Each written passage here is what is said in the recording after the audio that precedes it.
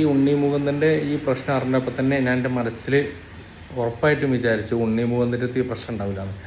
കാരണം സിനിമ എന്ന് പറഞ്ഞ സംഭവത്തെക്കുറിച്ച് എനിക്ക് കുറച്ചൊക്കെ ചെറിയ ചെറിയ ഐഡിയകളൊക്കെ ഉണ്ട്. കാരണം ഇതിൽ കുറേ വ്യാപാരമായിട്ട് കുറേ ആൾക്കാരുണ്ട്. നമ്മൾ ഷൂട്ടിംഗ് സ്ഥലത്ത് ചെല്ലുമ്പോൾ ഒരു വലിയ മാനേജറായിട്ട് ഓലാണ് ഈ സിനിമയുടെ ഏറ്റവും വലിയ ശാപം. ശരിക്ക് സിനിമയുടെ ഇവർ ഓരോ മാനേജർമാരുണ്ട്. കാരണം നടന്മാരും അതേപോലെ അതിൻ്റെ സഹപ്രവർത്തകരും അറിയില്ല. ഇവരാണ് പുറത്തുനിന്ന് ഓരോരു ഭരണമാണ് പിന്നെ മൊത്തത്തിൽ അവിടെ ഓലാണ് അവിടുത്തെ എല്ലാ കാര്യങ്ങളും. പിന്നെ അത് ശരിക്കും സിനിമയുടെ ഉള്ളിലുള്ള പലരും അത് അറിയണില്ല.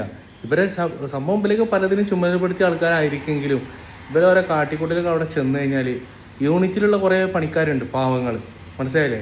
ഒരു സിനിമ എന്ന് പറഞ്ഞാൽ നിങ്ങൾക്കറിയില്ലേ, ഒരു സിനിമ എന്ന് പറഞ്ഞാൽ കുറേ പാവങ്ങളെ പണിക്കാർ അവരൊക്കെ ഒരു പ്രയത്നമാണ്. കാരണം അവരൊക്കെ ഭയങ്കര എന്താ പറയുക, അവരൊക്കെ ഒരു അത്രയും കഷ്ടപ്പെട്ടിട്ടാണ് സിനിമ ഉണ്ടാവുന്നത്. ഒരു ഡയറക്ടറായിരുന്നു, അതെ, എല്ലാവരും ആണെന്ന് സിനിമ നടന്മാരാണെങ്കിലും അഭിനയിച്ചിട്ടാണ് അല്ലേ. അവർ വെറുതെ ഒന്നുമല്ലോ ഇപ്പോഴത്തെ സിനിമ എന്ന് പറഞ്ഞാൽ അവസരമായിട്ട് അഭിനയിക്കണം, അതിന് ചെറിയ കഴിവ് തന്നെ വേണം. അപ്പോൾ ഇങ്ങനെയൊക്കെ ഓരോ മാനേജർമാരും ഒക്കെയാണ് സിനിമയുടെ ഏറ്റവും വലിയ ശാപങ്ങൾ. കാരണം കുറേ വൃത്തികെട്ടങ്ങൾ ഉണ്ടായില്ലേ സിനിമയിൽ. കാരണം നമ്മൾ സിനിമയിൽ ഒരു ഷൂട്ടിങ് കാണാൻ പോയാൽ തന്നെ അതിൽ കുറേ മാനേജർമാരുണ്ടാവും. എന്താ വന്നു അത് അങ്ങനെ ഇങ്ങനെ ഓരോ ഭയങ്കര ജാടിയും ഭയങ്കര വർത്തമാനങ്ങളും എന്താ ഓലൊക്കെ നമ്മളോട് ചോദ്യം ചെയ്യാം. ഓലൊക്കെ വാങ്ങണ എത്ര ചെറിയ ശമ്പളം ഓലേക്കാളും വലിയ ആൾക്കാരെയൊക്കെയാണ് ചിലപ്പോൾ ചെല്ലുണ്ടാവും. ഓലൊക്കെ ഒരു പിച്ചക്ക് വരുന്ന ആൾക്കാരെ അത്രയും അങ്ങനെ അതിനേക്കാളും അത് സംബന്ധിച്ച വർത്താനമൊക്കെയാണ് ഇതിൽ പറയാം.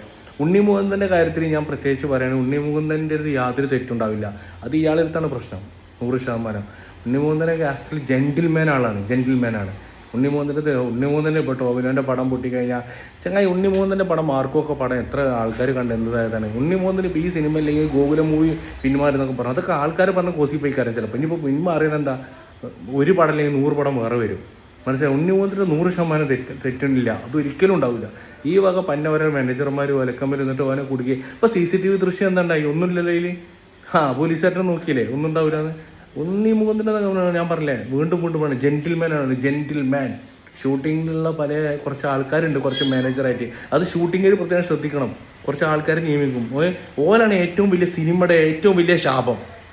ഈ മാനേജർമാരും ഇങ്ങനെ കുറച്ച് ആൾക്കാർ ഓലൊക്കെ അടുത്ത് ഇതിന് പുതിയ ആൾക്കാരെ കൊണ്ടുവരണം, ഈ നടന്മാരൊക്കെ.